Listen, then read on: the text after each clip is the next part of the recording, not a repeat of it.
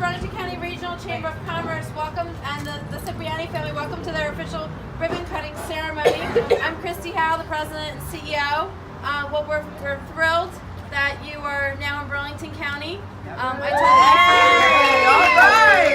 told my friend Les down in Gloucester County, you know, we're thrilled you're here. Finally, you saw the light.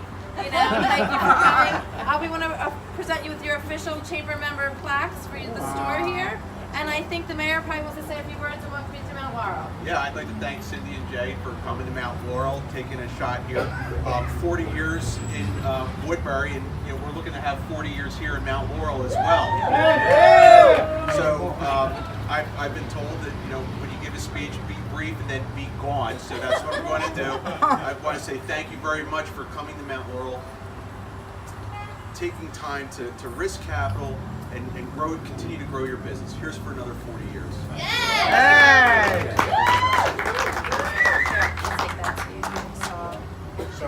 Let's say a few words.